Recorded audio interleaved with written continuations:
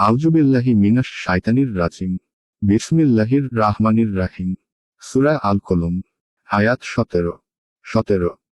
আমি তাদেরকে পরীক্ষা করেছি, যেভাবে পরীক্ষা করেছিলাম উদ্যান অধিপতিদেরকে, যখন তারা শপথ করেছিল যে তারা প্রত্যুষে আহরণ করবে বাগানের ফল। আয়াতের তাফসীর। আমি তাদেরকে পরীক্ষা করেছি, 1. যেভাবে পরীক্ষা করেছিলাম বাগানের মালিকদেরকে। 2. যখন তারা শপথ করল যে তারা ভোর সকালে তুলে আনবে বাগানের ফল। 3. 1. তাদেরকে বলতে মক্কাবাসীকে বোঝানো হয়েছে, অর্থাৎ আমি তাদেরকে ধন মাল দান করেছিলাম, যাতে তারা আল্লাহর কৃতজ্ঞতা জ্ঞাপন করে, কুফরি ও অহংকার করার জন্য নয়। কিন্তু তারা কুফরি এবং অহংকারের পথ অবলম্বন করেছিল। ফলে আমি তাদেরকে দুর্ভিক্ষ ও অনাবৃষ্টি দিয়ে পরীক্ষা করি। নবী সাল্লাল্লাহু আলাইহি ওয়াসাল্লাম এর অভিশাপের কারণে তাতে তারা কিছু দিন ভুগেছিল। 2. বাগানওয়ালাদের ঘটনা আরবদের মাঝে প্রসিদ্ধ ছিল। এই বাগানটি ইয়ামানের সানা থেকে 2 ফারসাখ 6 মাইল দূরত্বে অবস্থিত ছিল। বাগানের মালিক তা হতে উৎপন্ন ফলমূল থেকে গরিব মিসকিনদের উপরও খরচ করত। কিন্তু তার মৃত্যুর পর যখন তার সন্তানরা তার উত্তরাধিকারী হলো, তখন তারা বলল যে এ থেকে আমাদের সংসারের খরচই তো কোনো রকম বের হয়। তাই আমরা বাগানের উপার্জিত ফসল হতে গরিব ও অভাবীদেরকে কিরূপে দান করব। সুতরাং মহান আল্লাহ সেই বাগানটিকে ধ্বংস করে দিলেন। বলা হয় যে এই ঘটনা ঈসা আলাইহিস সালাম কে আসমানে উঠিয়ে নেওয়ার কিছু দিন পর ঘটেছিল। ফাতুহুল কাদির বিস্তারিত এই আলোচনা তফসির গ্রন্থের বর্ণনার ভিত্তিতে উল্লেখ করা হয়। 3. এর অর্থ হল ফল তোলা, ফসল কাটা। শব্দটি হল হাল ক্রিয়া বিশেষণ, অর্থাৎ ভোর সকালেই ফল তুলে ফেলব এবং ফসলাদি কেটে নেব। আয়াত 18। এবং তারা ইনশাআল্লাহ বলেনি। আয়াতের তাফসীর। এবং তারা ইনশাআল্লাহ বলল না। আয়াত 19। অতঃপর তোমার রবের নিকট হতে এক বিপর্যয় হানা দিল সেই উদ্যানে, যখন তারা ছিল নিদ্রিত। আয়াতের তাফসীর। অতঃপর সেই বাগানে তোমার প্রতিপালকের নিকট হতে এক বিপর্যয় হানা দিল, যখন তারা ঘুমিয়েছিল। 1. কেউ কেউ বলেন বাগানের রাতারাতি আগুন লেগে গিয়েছিল। আর কেউ বলেন জিবরিল আলাইহিস সালাম এসে বাগানটিকে ধূলিসাৎ করে দিয়েছিলেন। আয়াত 20। ফলে ওটা দগ্ধ হয়ে কৃষ্ণবর্ণ ধারণ করল। আয়াতের তাফসীর। ফলে তা ফসল কাটা ক্ষেতের মতো হয়ে গেল। 1. অর্থাৎ যেভাবে ফসলাদি কেটে নেওয়ার পর ক্ষেত শুকিয়ে যায়, ঠিক এইভাবে পুরো বাগানটাই ধ্বংস হয়ে গেল। কেউ কেউ এর অর্থ করেছেন যে বাগানটি পুড়ে কালো রাতের মতো হয়ে গেল। আয়াত 21। প্রত্যুষে তারা একে অপরকে ডেকে বলল। আয়াতের তাফসীর। ভোর সকালে তারা একে অপরকে ডাকাডাকি করে বলল। আয়াত 22। তোমরা যদি ফল আহরণ করতে চাও তাহলে তড়িৎ বাগানে চলো। আয়াতের তাফসীর। তোমরা যদি ফল তুলতে চাও তাহলে সকাল সকাল বাগানে চলো। আয়াত 23। অতঃপর তারা চলল নিম্ন স্বরে কথা বলতে বলতে। আয়াতের তাফসীর। অতঃপর তারা চুপিসারে কথা বলতে বলতে পথ চলতে শুরু করল। 1. অর্থাৎ প্রথমত তারা অতি সকালে বাগানের দিকে যাত্রা করল।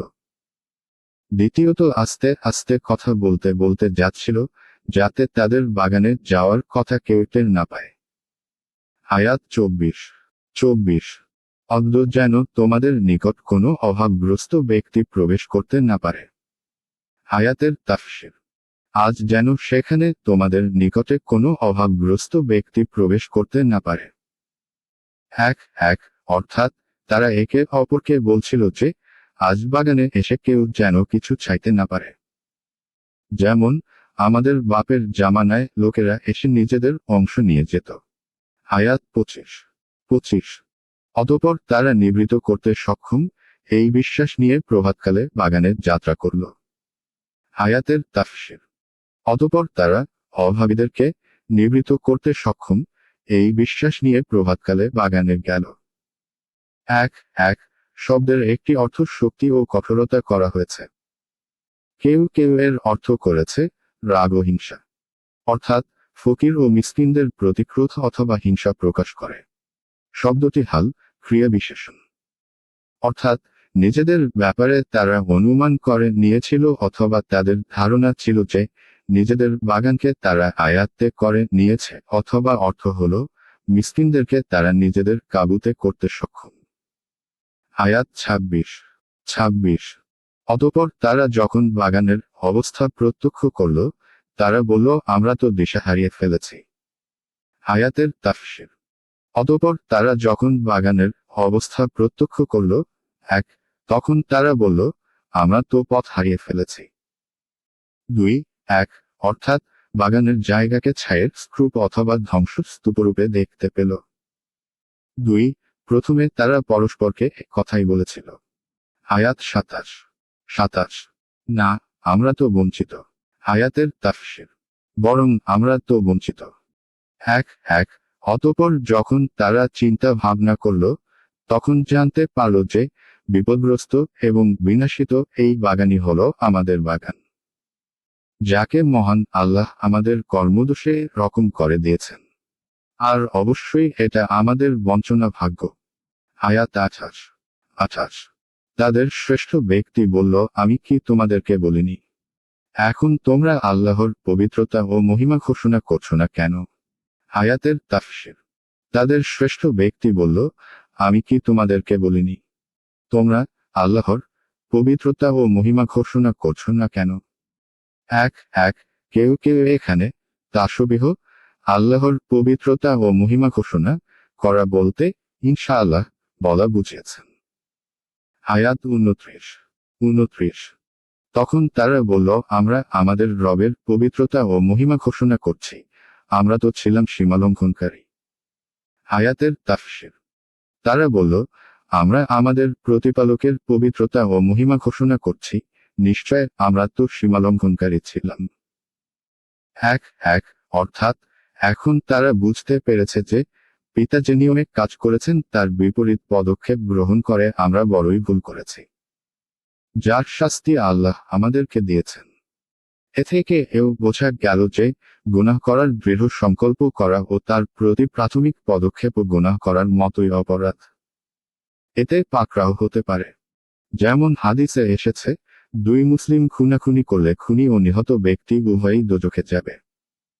কারণ নিহত ব্যক্তিরও তার সঙ্গীকে খুন করার দৃঢ় সংকল্প ছিল। শুধুমাত্র সেই পাপ ইচ্ছা ক্ষমার যোগ্য, যা মনের খেয়াল ও কল্পনার মধ্যেই সীমাবদ্ধ থাকে। আয়াত ৩০। অতঃপর তারা একে অপরের প্রতি দোষারোপ করতে লাগল। আয়াতের তাফসীর। অতঃপর তারা একে অপরের প্রতি দোষারোপ করতে লাগল। আয়াত ৩১। তারা বলল, হায় দুর্ভোগ আমাদের, আমরা তো ছিলাম সীমালঙ্ঘনকারী। আয়াতের তাফসীর। তারা বলল, হায় দুর্ভোগ আমাদের, নিশ্চয় আমরা সীমালঙ্ঘনকারী ছিলাম। আয়াত ৩২। আমরা আশা রাখি আমাদের রবের পরিবর্তে আমাদেরকে দিবেন উৎকৃষ্টতর উদ্যান। আমরা আমাদের রবের অভিমুখী হলাম। আয়াতের তাফসীর। আমরা আশা রাখি যে আমাদের প্রতিপালকের পরিবর্তে আমাদেরকে উৎকৃষ্ট বাগান দেবেন। আমরা আমাদের প্রতিপালকের অভিমুখী হলাম। বলা হয় যে তারা আপোষে অঙ্গীকারবদ্ধ হলো যে আল্লাহ যদি পুনরায় আমাদেরকে মাল ধন দান করেন, তাহলে আমরা পিতার মতোই তা হতে গরিবদের অধিকার আদায় করব। আর এই জন্যই তারা লজ্জিত হয়ে তওবা করে প্রতিপালকের নিকট আসার কোথাও ব্যক্ত করল। আয়াত ৩৩। শাস্তি এরূপই হয়ে থাকে এবং আখিরাতের শাস্তি কঠিনতর, যদি তারা জানত। আয়াতের তাফসীর। শাস্তি এরূপই হয়ে থাকে। আর পরকালের শাস্তি কঠিনতর, যদি তারা জানত। ২ অর্থাৎ আল্লাহর আদেশের যারা বিরোধিতা করে এবং আল্লাহ প্রদত্ত মাল ব্যয় করার ব্যাপারে কৃপণতা করে, তাদেরকে আমি এইভাবেই শাস্তি দিয়ে থাকি, যদি আমার ইচ্ছা হয় তাহলে। ২ কিন্তু বড় অনুতাপের বিষয় যে তারা এই বাস্তবিকতাকে বুঝে না, যার কারণে কোনো পরোয়াও করে না।